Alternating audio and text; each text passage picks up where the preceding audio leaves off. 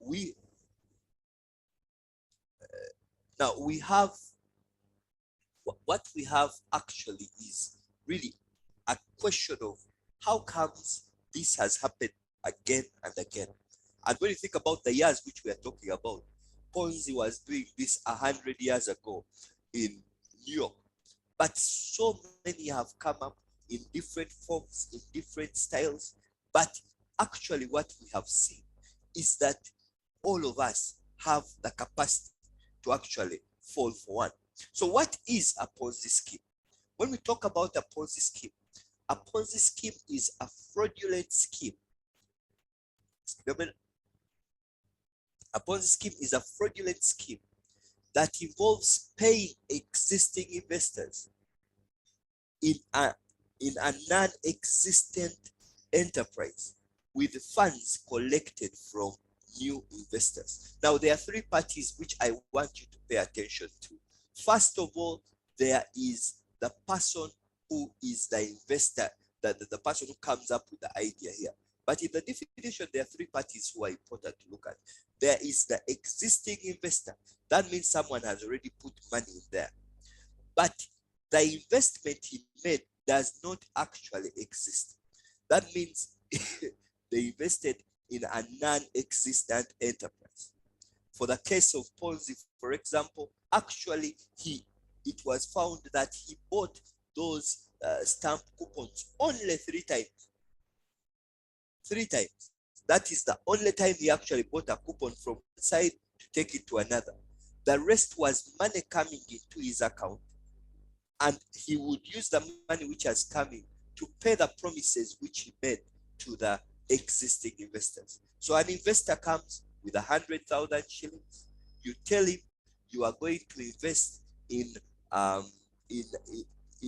bees which can create honey 5 times as fast as the bees which exist. These are genetically modified bees, and they will create a lot of honey and you'll make a lot of profit. And because of that, I am promising that the 100,000 which you have given me, I will give you back 120,000 at the end of the month. Now, you give me the 100,000, I put it in my account. I do not buy any beehive. I do not invest in any of the modified bees, but I keep telling this story to everyone. Now, at the end of the month, I tell this story to someone who gives me 200,000. When they give me 200,000, I get your 120,000 and I give it back to you. When I give it back to you, say it is working. Usually, at handing you 120,000, you say this thing is very sweet. You will put back the 120,000, still for the same promise. As you put back the 120,000, I'll use the 120 to pay this person whose month is ending next month. And the scheme continues as more people actually keep joining. Now, that is what we call the Ponzi scheme. Now, why is it critical for us to appreciate this? That there is an existing investor, there is a non-existent enterprise, and there are new investors. And usually trouble begins when you cannot collect new investors. But what we are seeing is that the existing investors are usually being paid with new investors' money, but there is no investment. That means, can you be called an investor if there is no investment? It is important for you to appreciate that actually this thing called the non-existent enterprise is at the heart of what a Ponzi scheme is. It means that every Ponzi scheme, the promised investment or the investment you are making actually does not exist. What exists is existing investors and new people bringing in money. And that means I am taking money from Peter and I am paying Paul. That is at the heart of what we call the Ponzi scheme. So the Ponzi scheme is seated on you having existing investors who think they're investing in an enterprise which doesn't exist, and the new investors are the money of the new investors being used to pay the existing investors. So that is what that's one of the things which I wanted to say from the onset. But what is a Ponzi? What Ponzi schemes are not? Now, many times Ponzi schemes are actually confused with pyramid schemes. Now, a pyramid scheme usually would be a scheme where possibly there is a product which you can only sell if you recruit new people. Now, I may have a product, it may be a cosmetic product, and that cosmetic product, I want to sell it at a premium. And I say the best way to sell it at a premium is by having people recruit others to sell. The more people you recruit, the more money which you make. At the heart of the pyramid scheme actually is the fact that there is usually a product or a service which is being offered. So it is what you'd call a multi-level marketing structure. And there are many authentic businesses which use these schemes to be able to sell their products. Usually the trouble in the pyramid scheme starts when you can no longer recruit people. When you have exhausted all your friends you can recruit, and at that point no one is buying, that means that the pyramid now becomes heavy and it can't be able to continue to grow. However, at least in a pyramid scheme, at the heart of the pyramid is actually a product which is being sold. Remember, we said in a Ponzi scheme, that investment which you speak of actually does not exist. And a Ponzi scheme is also not an investment. It's important to kind of capture this. So a Ponzi scheme is not an investment. What is an investment? An investment is an asset or an item acquired with a goal of generating income or appreciation over time. It means that the money which is made when you make an investment is actually made from the asset itself. If I decide to build rental houses, for example, I build 5 rental houses. When I build those 5 rental houses, the tenants who enter those houses are the ones who give me an income, a cash flow, which cash flow I can use to possibly pay back the bank where I borrowed the money, which cash flow I can use to possibly be able to return funds to return the funds which I invested. So it means that income is made by the asset, or at least the asset appreciates in value. You could say I bought land somewhere, it appreciated in value.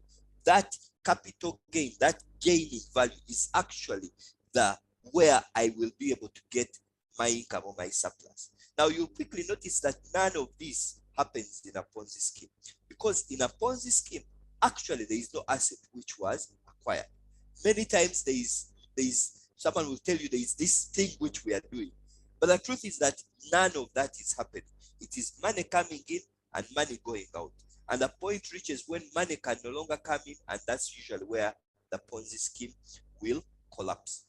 So you need to appreciate that in as much as Ponzi schemes are postured as investments, they are not investments because they do not meet the definition of what an investment is. An investment is an asset or item that acquired with the goal of generating income or appreciation over time. Now, sometimes your investments may not meet this goal, but actually that is the goal.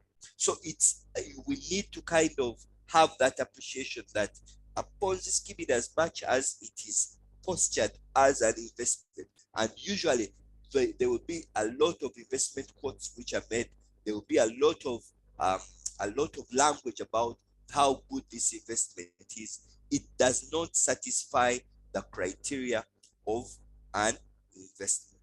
So the question for those of us who have gone through this experience of a Ponzi scheme is, did you actually test that this investment exists or it is working?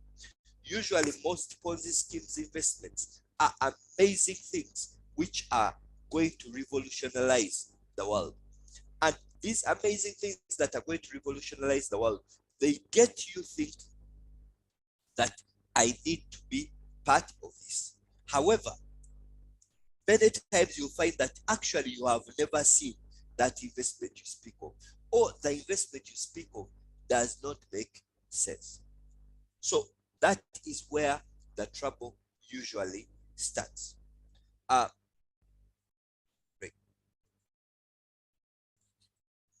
All right. So let's move on. I wanted to share with you a couple of examples of Ponzi schemes which have happened in the world, which have happened here in the country, and some of you possibly participated in some of these. Now,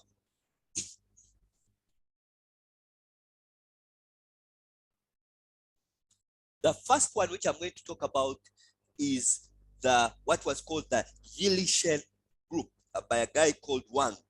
Wang came up with this amazing company which was supposed to grow super ants which could be used for medicinal purposes. And Wang's company, which he came up with, said that these ants can produce medicine which is cutting edge medicine, and this cutting edge medicine would was helpful in a number of health um,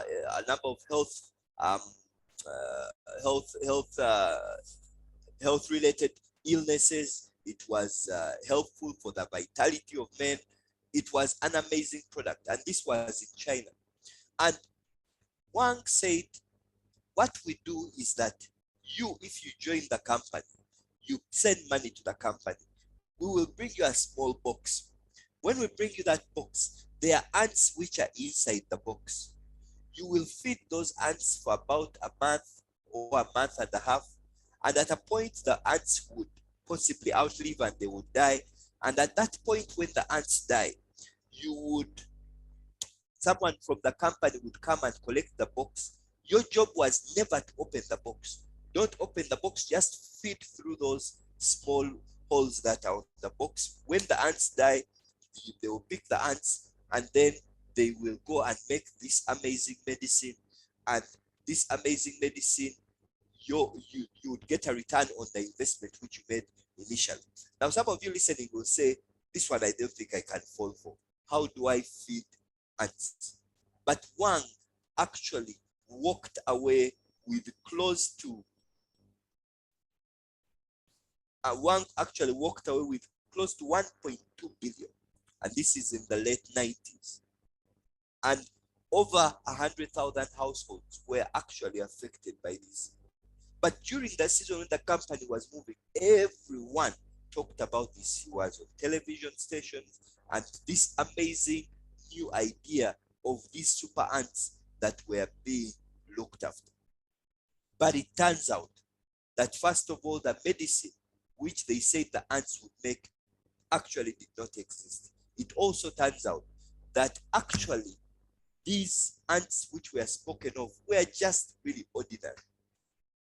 And this whole thing was collecting money from new investors to pay old investors. Now, if only one new investor came in with 1 million shillings and 4 new investors come in with 4 million shillings, it is very simple to pay the first investor his promise, because you promised the first investor 30%, which is 1.3 million shillings. Now, if you have 4 million shillings, you have enough money to do that. But don't forget that this first investor who has got the 1.3 becomes the ambassador of the company. He says, me, I got 1.3. I even did put back 4. I put back, instead of putting back just 1.3, I put back another 5, so that I can next time possibly get 7 million. So that story kind of keeps evolving. So that's the story which Wang kind of sold to the entire. He ended up in prison for this, but the people who had invested in his company, some retirees had invested their savings, their life savings. They lost 1.2 billion shillings. Then we have BitConnect, which at one point promised as much as 40%. This was a cryptocurrency. 2 billion shillings was lost. And usually there was this inspiring CEO who would cause the people to say, you know what, we are going to change the world. This is the future. And at that moment, people put money in. Now, when you think about 2 billion shillings, the people who are putting in their money are putting in $100,000, $50,000, $10,000. But this could be a significant part of their savings. But this one also swallowed an entire 2 billion shillings. There was one which happened in Florida. And this one was a scheme which affected close to 18,000 victims. And this one was structured within a church, and the church members, the victims, lost close to $500 million. And what was being said, they were promised that God would double their money in less than 2 years. And now, the point is that you need to understand that the Ponzi scheme can take various forms. It could be ants, it could be a cryptocurrency, it could be a promise of what God can do. But the point is that the game is always the same. You collect money from new investors and you pay the old investors. So this happened, and it happened within the church. And you know, churches are built, and all places of faith are built on trust. That means that this is a leader in your church group who is telling you as a follower that, you know what, you need to get in here. And you say, but if he says it, how can I even doubt it? So the point is that they take various forms, they take various approaches. So it's not a one size fits all. Some of you have already mentioned Telex Free. It was very big in the early part of the last decade. And there was a moment where everyone was kind of running in there. Some of you heard of Raylag, which was forex trading. And now it's important to notice that forex trading is actually a legitimate business. It actually happens. People are making money out of forex trading, and it's a very legitimate business. However, if someone promises you a return which is consistent, a return which doesn't change, a return which comes every time, and this promise which has been made on a business where there has to be a bit of risk, then you need to be conscious and ask yourself, am I actually, sorry, I'm told my volume is not, it's okay. It's fine. For us, we can hear you. It's okay. It's okay. It's good. All right, super. No worries. So what happens is that forex trading may be a legitimate business, but is it possible for that business to be able to give the promises that are being made? And what I mean here is that if someone tells you get 10% per month, 20% per month, why isn't everyone running to that business if it is actually a legitimate business? And how comes you are not going to face any risk? We know that every business has the ups and the downs. So Raylag, some of you possibly participated at one point, and a number of people lost, some even losing a bit of their social security in these investments. Now, what happens is that the promise is always the same. It promises that there is this business which is amazing. Many times you don't even fully understand it, but it is there. So they tell you forex trading is a $1 trillion business per month. And that may be true. Forex trading has made many billionaires. That may be true. Forex trading has made many millionaires. That may be true. But the point is that here is a promise which kind of goes against anything which we can say we know as reasonable within the market. Some of you possibly will remember another online scam. This is something which is an article which came out at the beginning of the year. 1,500 Ugandans lose 10 billion shillings in online scams in 3 months. And this kind of, the game is always the same. This article actually said generals participated, public servants participated, big people in corporate organizations participated. They collected 10 billion in 3 months and it was gone. The office was closed. The promoters where usually there is a promoter or two who are left off the who are left to be roasted by the investors. Some guys just don't know when the team says let's run, and you remain right there. But the point is that what is clear is that this has happened again and again. This is something, this is an article which came out in February. And then we see that just yesterday, rather just over the weekend, some of you, just over the weekend, some of you might have seen the article of the most recent one, which is BLQ. BLQ 60 billion shillings. 60 billion shillings. 60 billion shillings was lost by this football Ponzi scheme. And now, what is most fascinating about all of them is that they appeal to our hearts. Some people love football. They possibly do a little bit of betting here and there. And someone says, I can take the risk out of your betting and you are a winner all the time. And at that point, you get it. This money was collected during a season when the country is going through a difficult time, but 60 billion was actually collected. A friend of mine sent me and said, you know what, I lost two. You saw on the chats which we shared earlier, even some people on the call were actually part of this one. Now, the point is that they all take the same form. No risk involved. You put in money and you get out. But they're using the money for the last person to pay the money for the person who came in first. Now, yeah, that's what was said. And this is a press release from the Lottery and Gaming Regulatory Board. They are saying, you know what? You guys have lost your money. Now, many times we run to a regulator, and I'll talk about that in a moment. But we don't run to the regulator at the beginning. We run to him after it has actually gone past. Now, what are the common signs of a Ponzi scheme?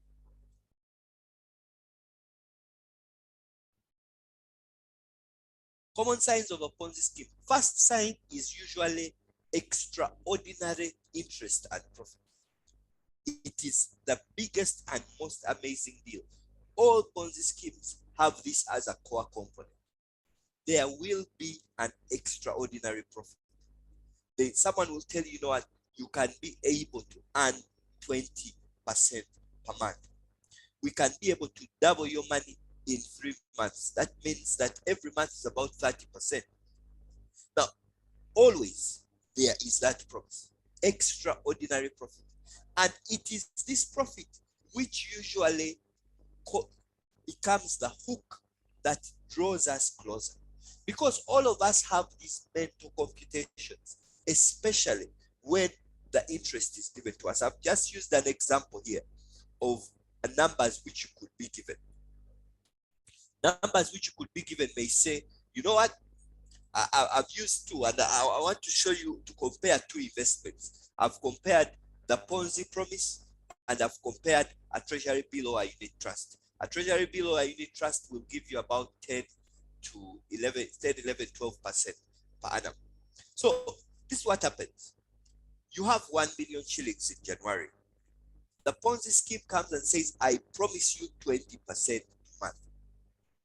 Now, what happens in your head is you make a quick mental calculation of how much money actually you are going to make. And I've just given you an analogy. After 3 months, you have made 1.7 million. At that point, you say, give me back the money and I will also add another 2 million. Sometimes they will even give you your money. And usually to lock you in, what a Ponzi scheme will do is to make sure you get a payment. You have to get a payment. It means that when you invest 1 million, after 1 month, they give you the 1.2 in cash. And when you get the 1.2, they tell you, but you can come in again. And then you think to yourself and say, this is amazing, 1.2 in a month. Now, what is happening in your head? You are looking at what a unit trust will give you. A unit trust is going to give you 8,000 shillings, which is about 10-12% per annum. You're saying, but that one that's not money at all. For a whole month, this person is giving me 200,000. At the point they give you the first payment, you do two things. The first thing is you reinvest the 1.2. The second thing is that you add money. The third thing which I will add is that you actually tell a friend. You say, you know what? This thing is working for me. I had 1 million, I have 1.2. That money which they gave me, I used it to pay. They gave me interest. I put in some money. So if you find a young student who is at campus, whose father has given him tuition fee of 1 million, the idea that he can actually hold this tuition fee for 3 months and make an extra 700,000 is such an appealing argument. If I put another tweet goes to 4, the 1 million, actually the 5 million has become 24 at the end of the year. The 5 million in the treasury bill has just become 5.3. And someone says, you know what? Let me go for it. Let me go for it. And at that point of let me go for it, that is where we start seeing the shift. The hook is usually extraordinary profit. Another thing which happens is that they always cause you to focus. They always cause you to focus on the return and not the underlying business. It means that, I think there's an error missing there. It means that people, when we look at a Ponzi scheme, we actually quickly notice that very few people ask questions about the business. There are few nosy people who will ask questions about the business. What exactly is cryptocurrency? How does it work? There are few of those, but they're usually few. The rest of us, our eyes are all pointed on the big return. So that's another characteristic of a Ponzi scheme, that usually there will be a focus on a big return. Another thing is that it usually has a charismatic superstar at the top who is constantly telling you, trust me, trust me, trust me. One of the biggest Ponzi schemes in the world in recent history is the one which was kind of spearheaded by this guy called Bernie Madoff. And Bernie Madoff, his business went bust towards the 2000s, and he had done that for 30 years. And 65 billion shillings was lost, including money of billionaires, including money of pension funds. Everyone was going there, but he was a superstar on Wall Street. People used to celebrate him. His presence alone, literally, people had to get permission to be able to. People had to find permission to be able to allow for him to allow to invest their money. So usually the superstar is there, and the superstar has a role which he plays. He's the one who kind of consolidates our faith that this is working. He consolidates our faith that this actually makes sense. Usually the superstar is also an expert founder. He's the one who understands the nitty-gritty of the business. That is one of the roles of the superstar. He's the one who says, you know what, when we're talking about crypto, this is what we mean. It's the future. He explains it to you. Now, you haven't understood it, but you also know you have no questions you can ask. And this guy seems like he knows what he's doing. That is one of the fundamental characteristics of there's an expert founder. You go to his office, you'll have some 20 computers, he's looking at all of them. There are graphs which are being drawn on each, and you say this is amazing.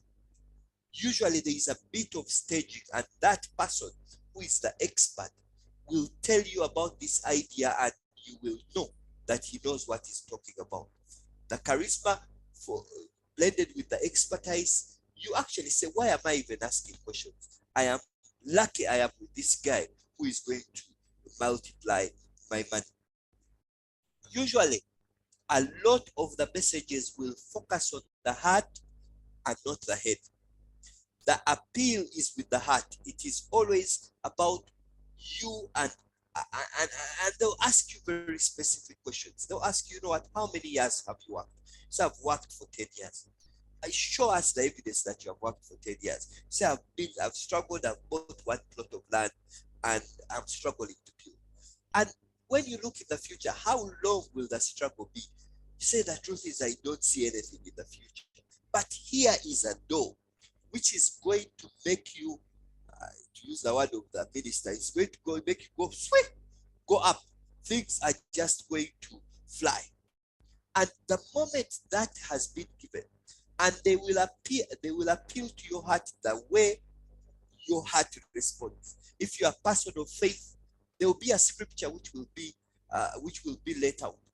They will say, have you left an inheritance for your children's children? When will you ever do it? You are now 50, but you have no inheritance just for your children. What about the children's children? Get that whole NSSF NSF has done it for 20 years. It's in a boring way. Let us do it for you in 6 months. And the moment that clicks, the heart is usually more powerful than the head. The heart, if it is appealed to, any smoke you see, any signs you see, you say, you people, don't disturb this person.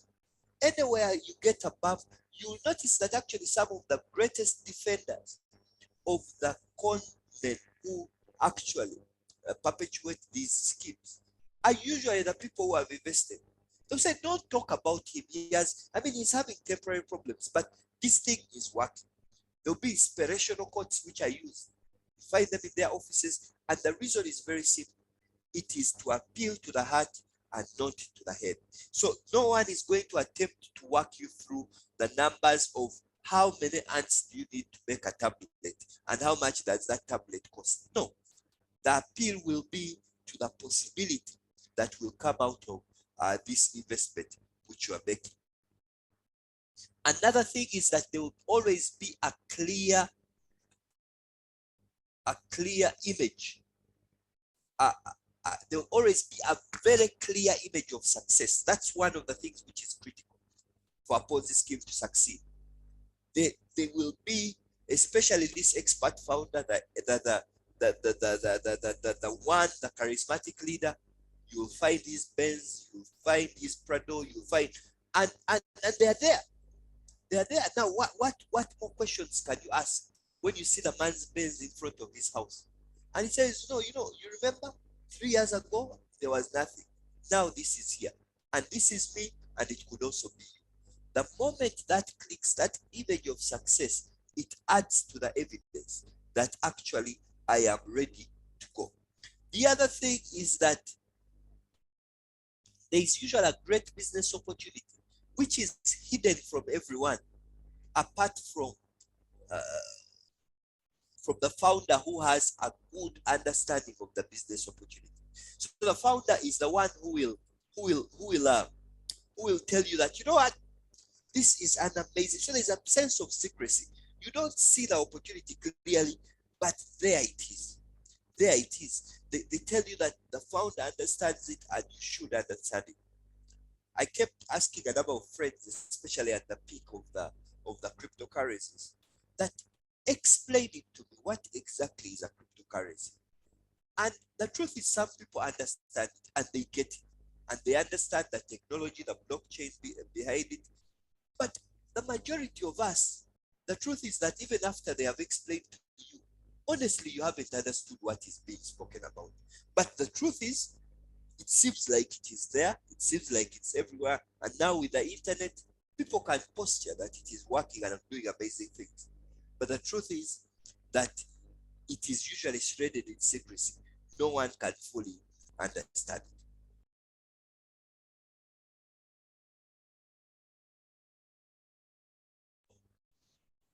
Now that we have seen some of the signs, how do we manage them? There are a couple of comments, other signs which I mentioned. I borrowed this from the Capital Markets Authority. Usually, they are too aggressive in marketing. They're aggressive. They will be in your face. The moment you show interest, there will be calls which are saying that, you know what, we are closing this section of the investment. Are you in? Are you out?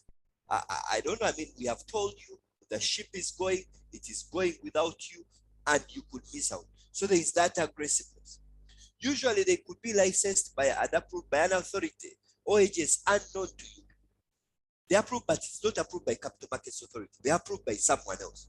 You don't know who they are, but they tell you that we are approved by the Malaysian Authority for Capital Markets around the world. You don't know whether that institution exists, whether it doesn't exist. It looks like it has a logo, but you also don't know whether that logo was made on Nassau Road. The point is that you actually don't know who has licensed them. It's usually too good to be true. We have talked about this. It's too good to be true. And you know it's too good to be true. But the truth is that a bit of you says, it's too good to be true, but it could be me. Why am I the one who is always being left out? I can be the one to benefit from this. If you want to buy or invest, it's usually ambiguous. It only makes sense to one person. And that's something which came from the Capital Markets Authority. One other thing which we see is they kind of encourage you to make a down payment to be able to know more.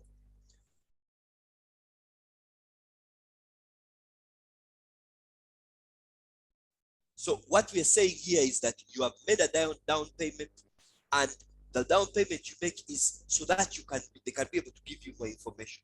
Put something down. Sometimes it's related to helping people who are disadvantaged, people who are unprivileged. They will do that. They will do that.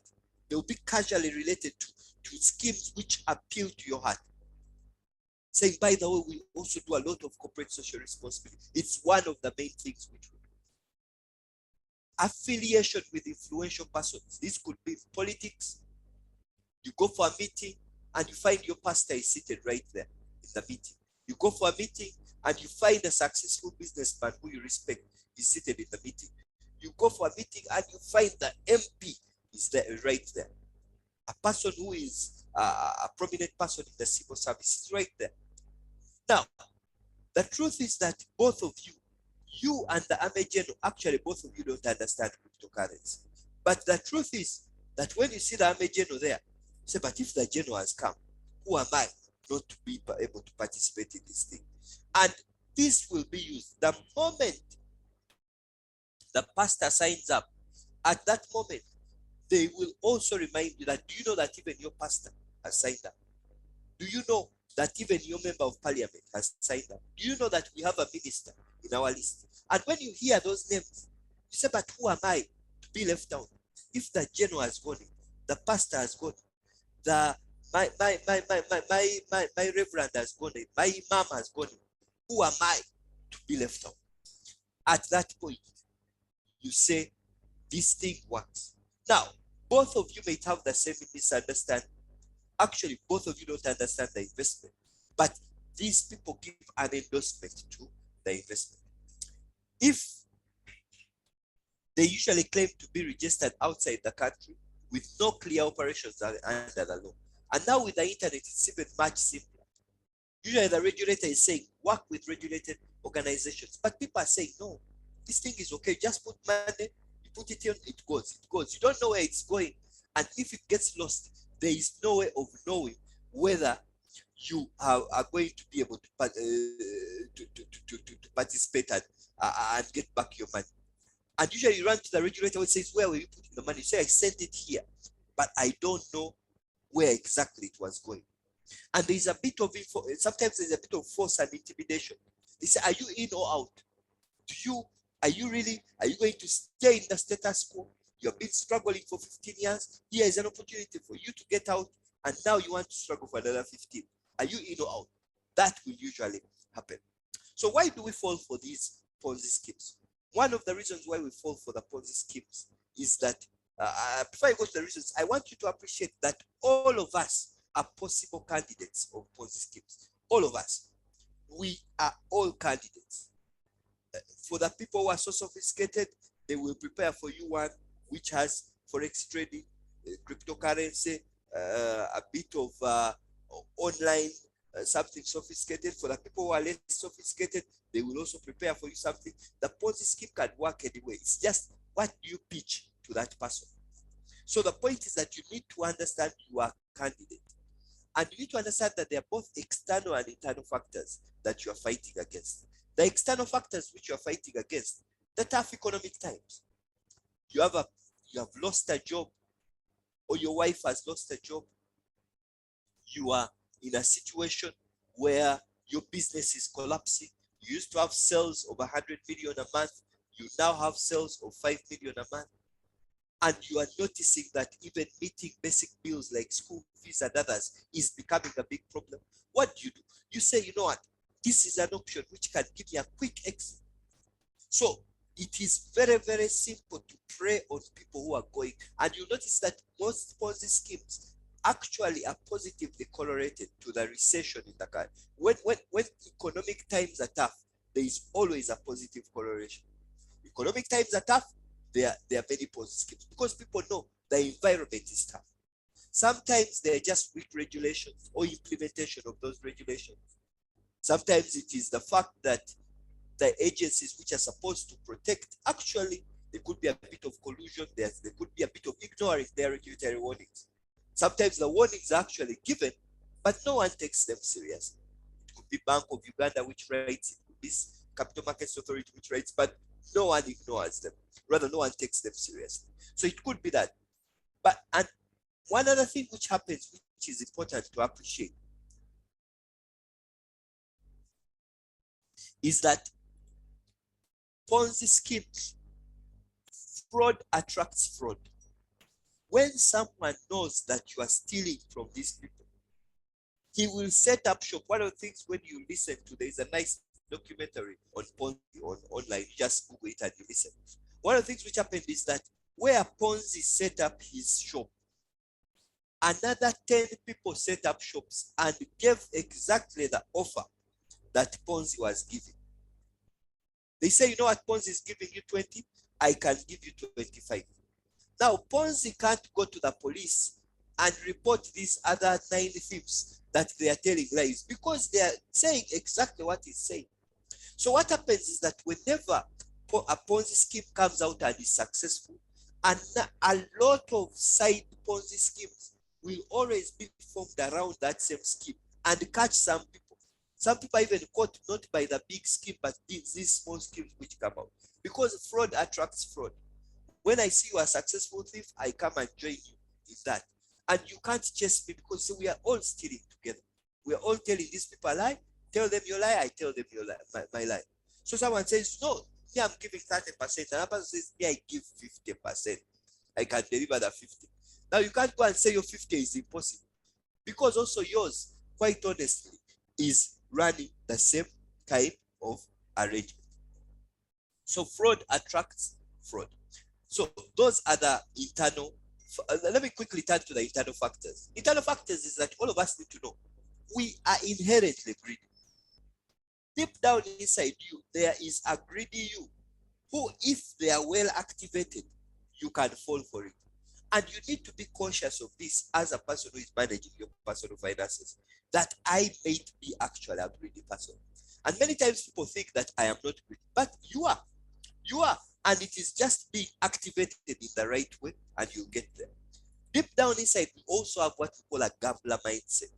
You really feel like I can get lucky and make this deal. And many people will say, you know what?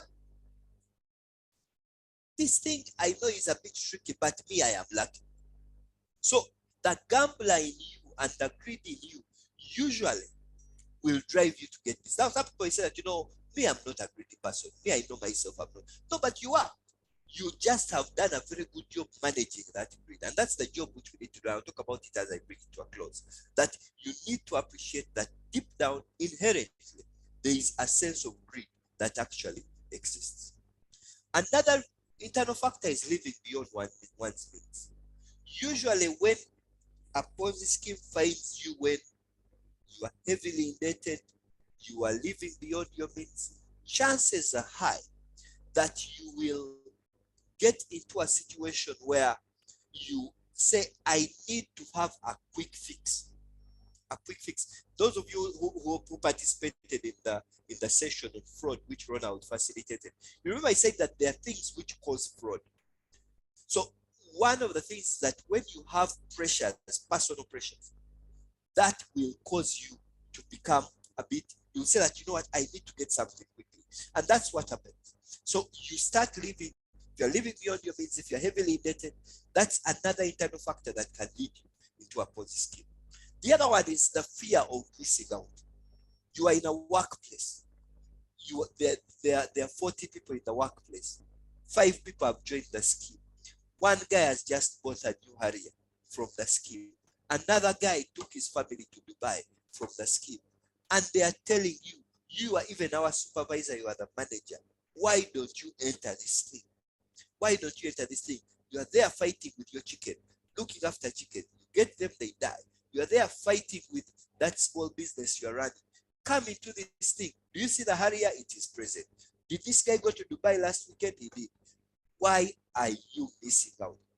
And the truth is that many of us will actually fall for that, just the fear of not being part of it. You kind of get there and say, I made this up. Another thing is slow business, inconsistent, consistent and profitable ventures. You have been in venture after venture, you are not making money. You have just lost your job. All these can conspire to get you into the scheme. The other reason why we join these schemes is that sometimes we know that they are Ponzi schemes, but you are saying, as long as I am not the final fool, I will get in, get out quickly, and I won't be the final fool. So if I get out fast, it should be okay. Now, the point is that you know the thing is fishy. You know the thing is not working. But we know that as long as I am not the one it catches, you know it's going to collapse. You are handing over the grenade. You hand it over to the next person. You hand next person. But you know that the grenade will explode down the line and that guy will die. But it wasn't you. Your job is to hold the grenade quickly and hand it over to the next person. So as long as I am not the final fool, that's one of the factors. So people say, I'm joining. I know it's fishy. I know it's not right, but I will not be the final fool. But also, in this being the final fool, there is also you saying, I think let me just do it one last time. I like this analogy. Those of you who remember the early 90s when HIV was having a scourge on the nation. You remember a play which was called The New Leader. And I'll tell this story to kind of explain the point of saying I will have just one more time. So New Leader was the worm which was in the maize. It was eating the maize and the maize was covered. So its friends told it, New Leader, get out of the maize.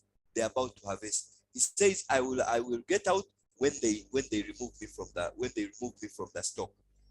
They told Julia when they are removing from the stock, Julia, get out now. He said, I will get out when they start opening up the maize. And when they put on the fire like this, I'll jump out.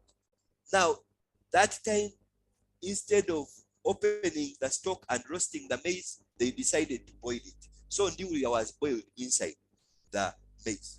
Now, some of us, the thing becomes sweet.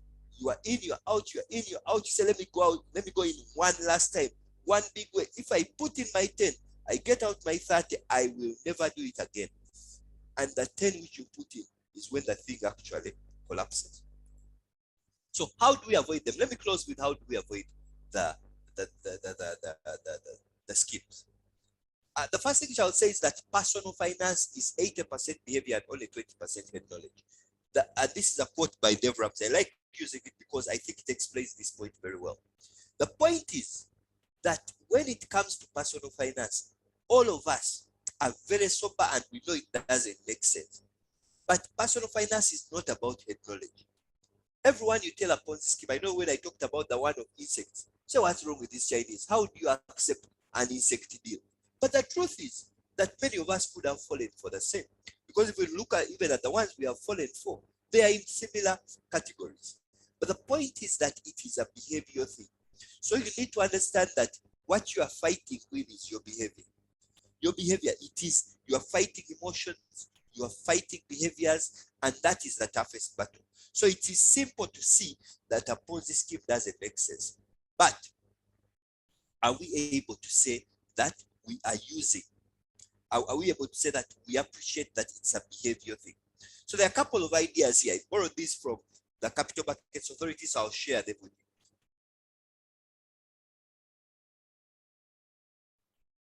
First one is that make sure that the product you are investing in is licensed and approved by Capital Markets Authority or any other clearly non-regulatory body. It's very important that this happens. And if you look at all of the schemes, it's rare to find that it is licensed by the body. Even PLQ was denied by the lottery and the gaming commission. The point is that there are bodies whose job it is to protect all of us from such schemes. but they can only protect us if you invest in those companies which they have actually said are okay. So it becomes very difficult to be protected if you're investing in a company which is outside this one. Secondly, balanced information about the product, take both the advantages and it is unlikely that there is an investment which just has ups with no downs. Every time you are discussing an investment, ask for the advantages, ask for the disadvantages, and make sure that those are well articulated. Avoid making direct payments to the scheme representatives. Make sure you use traceable channels. Sometimes even people pay cash, and you can't even prove that you even put it on an account. It's important that you do that. Sometimes for legitimacy, you can check and take advice from people who are certified. They are certified investment advisors. They are on the website of CMA. Please take advice from them, at least so that there is credibility in that advice. The truth is that most of us get our investment advice from friends and family. Have you got the investment advice from the right person?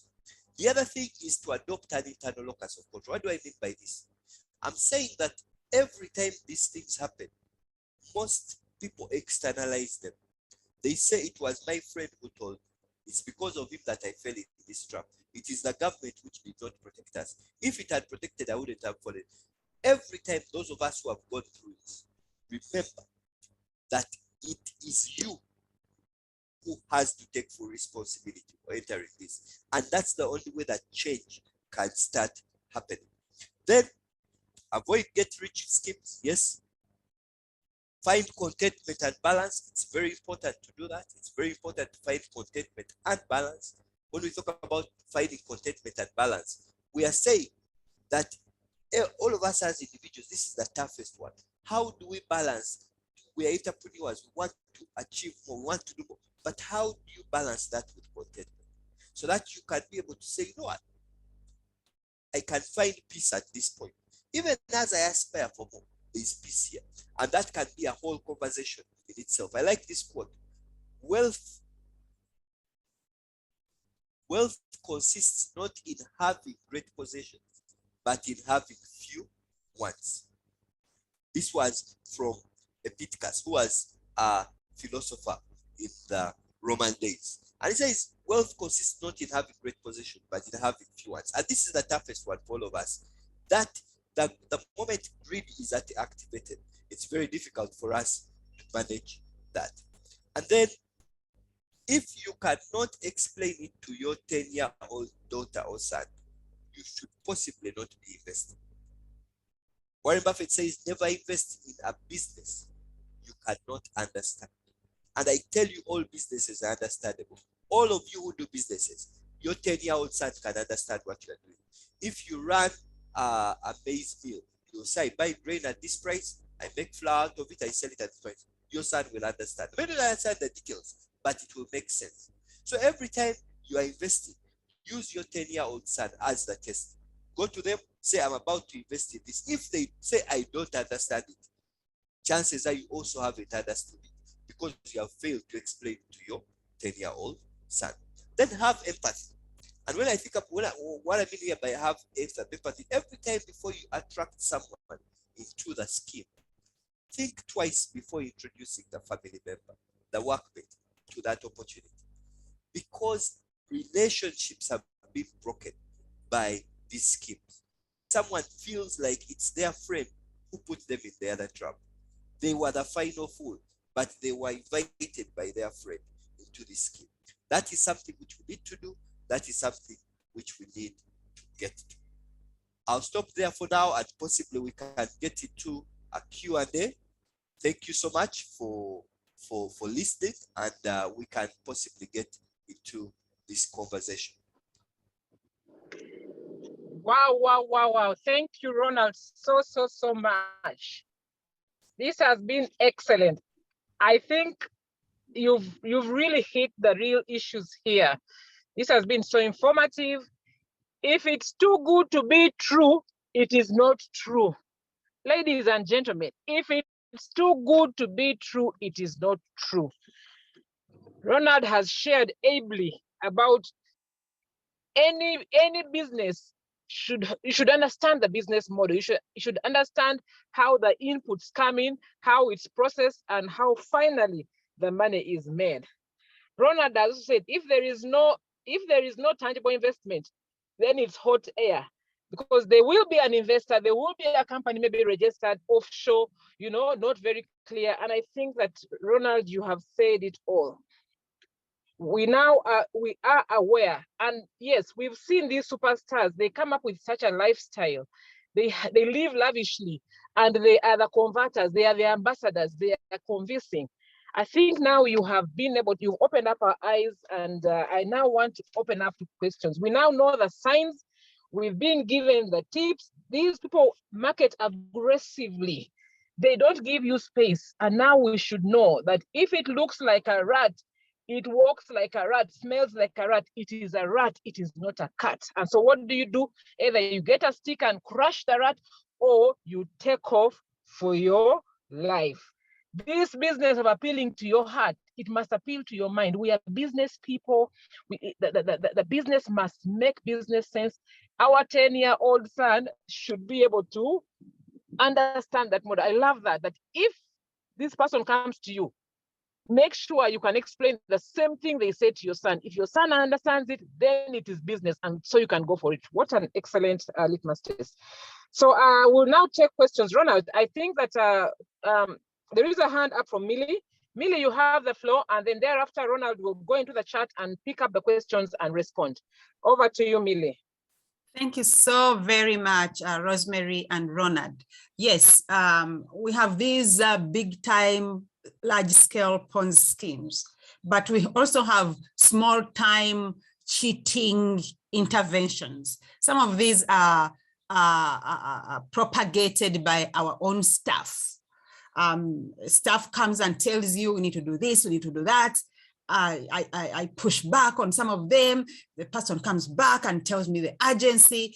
I have all the tips of this kind of fraud, but the guy, rotates around me. How do I get out of this cobweb, Ronald? Thank you, Billy. Thank you, Billy. Emma, you can speak.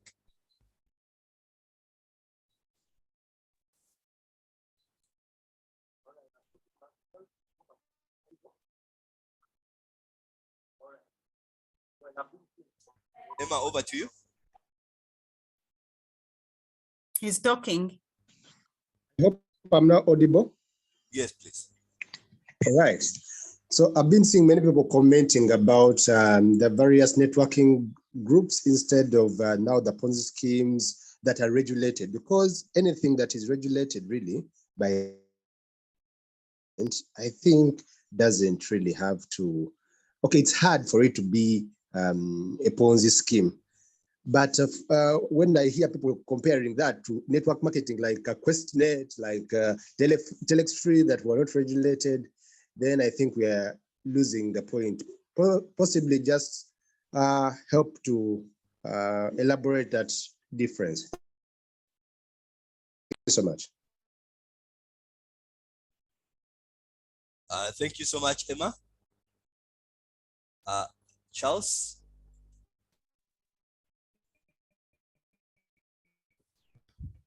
Thank you so much, Ronald, and thank you, Rosemary and Enterprise Uganda.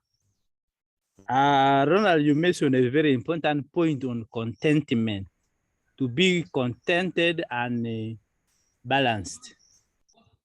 Now, my question is, how do you balance the issue of contentment versus the need to grow your business, so that we don't misinterpret your guidance of being contented and yet also being vigorous to grow the business, so that it can have branches elsewhere within and abroad. I wanted that point to come out. But the second point is, like the previous speaker highlighted, can you clarify on the issues of QuestNet? Then there is this one, it escaped the name, but where they said you will be contributing, then you can go for holiday in Dubai, wherever you want. You get discounts and so forth. I'm sure you will know that scheme, but the issue is they take a lot of money. I actually joined unknowingly before I got your guidance, and now pull out because every month they were picking $100. $100, you can imagine, from our account. But I had to pull out. So if you can guide on those, we'll be very grateful. Thank you, Ronald. Thank you, Charles. I'll have Bella and then Robert.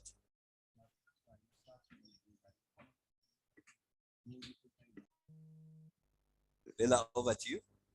Yeah, all right. Thank you, Ronald. Thank you so much for exposing these schemes. Yes, well, I'm also asking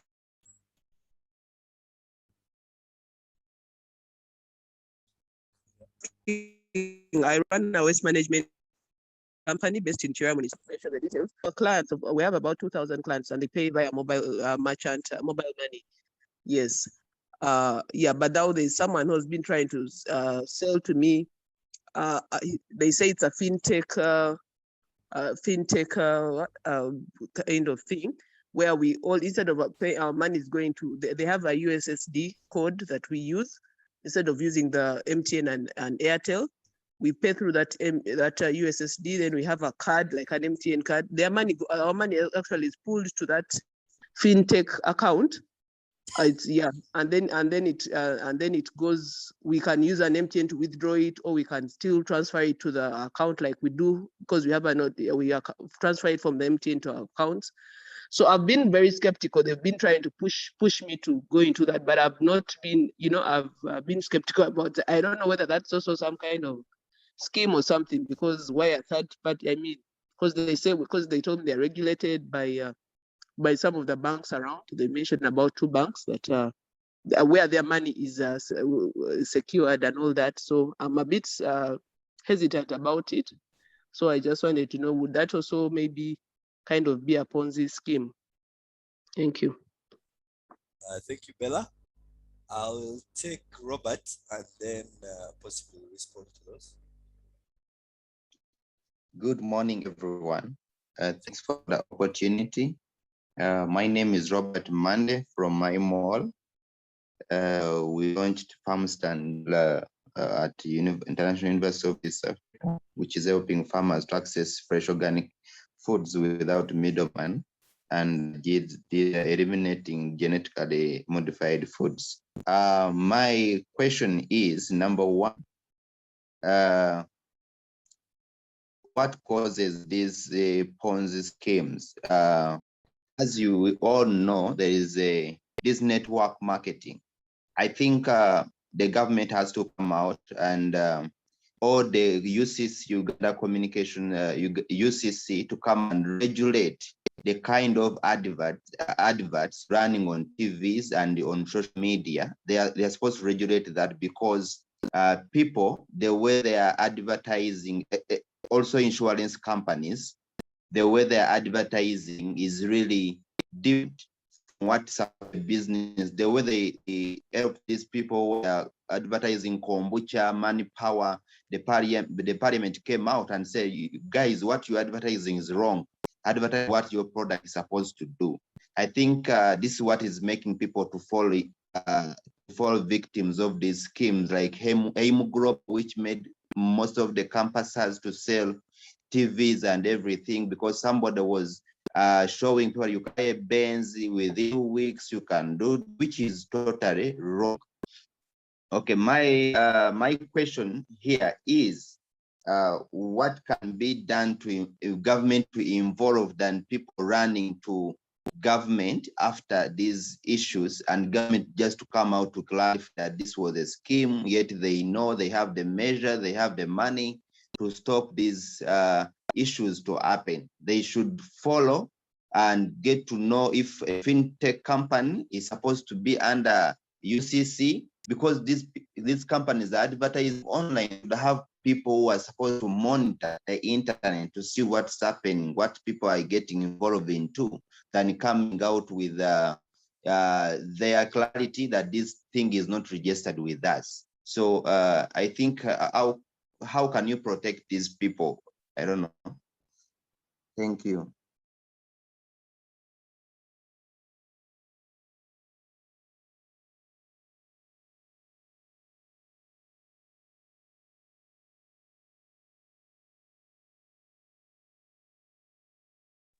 Sorry, I was saying that Wilberforce, please ask your question and then we can ask and then we possibly have one more round.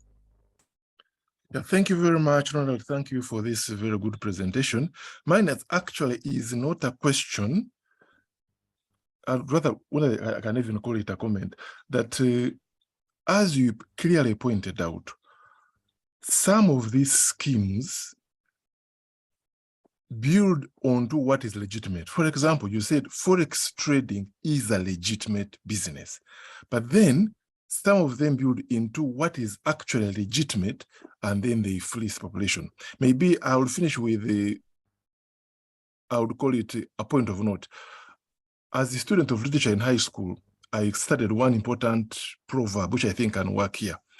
That there was this bird, it's called Eneke.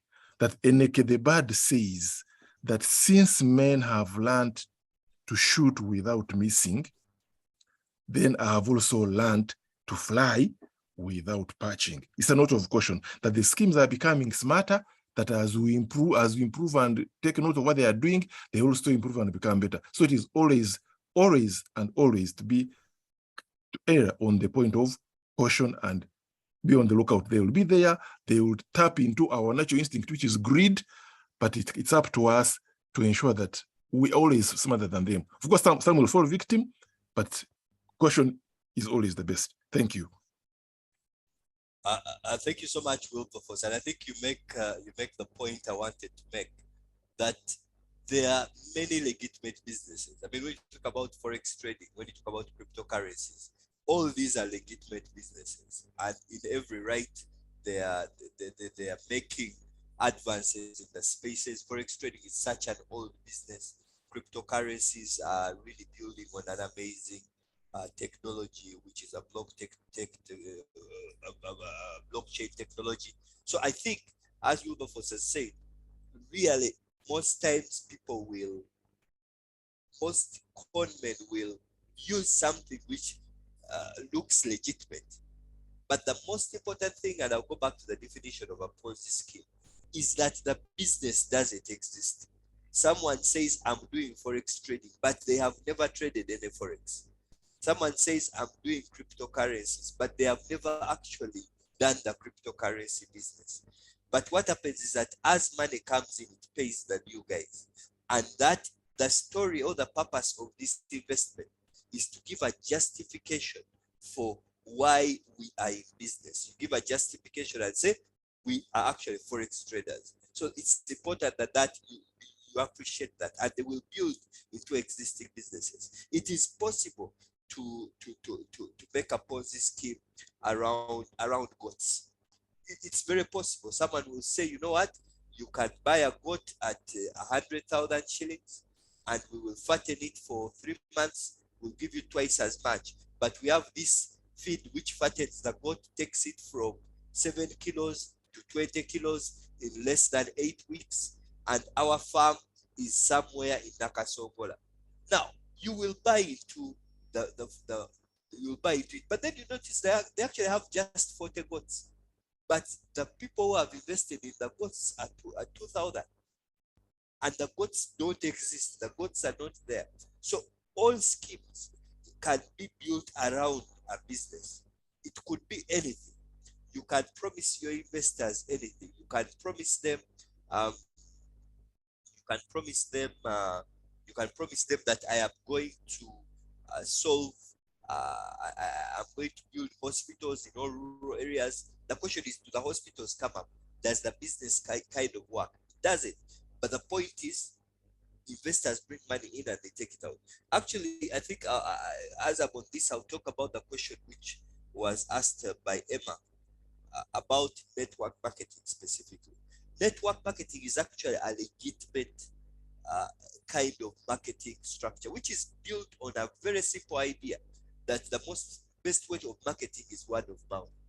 So a company can build its marketing wing as a network marketing arrangement. And there are a couple of companies which have been successful with this. I think someone was talking about venture tours. I think the one which sells trips. All of them are saying, let's use network marketing as a model. So it is a legitimate model. It has its advantages, it has its disadvantages.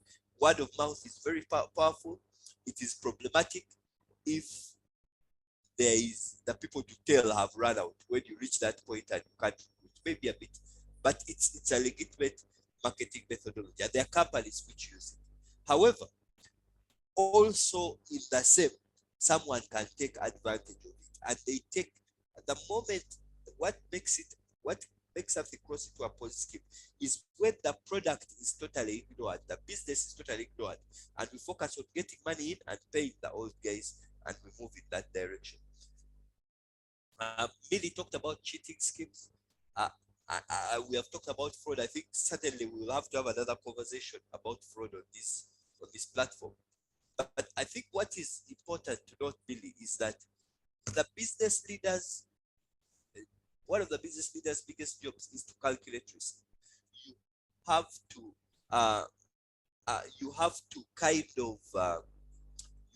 kind of say that, is this a risk I want my business to be able to take? It's very important that you do that. It's very important that you do that. So you need to ask yourself, what kind of things am I accepting? Because people will come to you. They know you have money. They know you have power to control. So it's important that you ask yourself, what decisions have I made and what's the basis of the decisions that I have made? How do I balance yes, contentment? I think, Charles, you ask a tough question, and it's a really tough question. I believe all of us have to reflect on it. How do I hit a balance? As an entrepreneur, you want to conquer more, you want to grow your business more, and yet at the same time, you also need to exercise contentment. I think all of us individually, we know the point when we are crossing. We know the point when greed kicks in. You always know. You feel like now it is greed taking over, and it's your responsibility to make sure that at that point you take control and you say, hold back, and I will be able to manage this. Someone talked about fintechs. Fintechs are amazing businesses, Bella, which are revolutionizing payment systems, aggregation of costs, and also fintechs are regulated. So the person, for example, who is talking to you, ask, who is your regulator? Some fintechs have been given aggregation licenses from Bank of Uganda because they're working with money. So check, do you have that license? It's a nice way to check to be sure that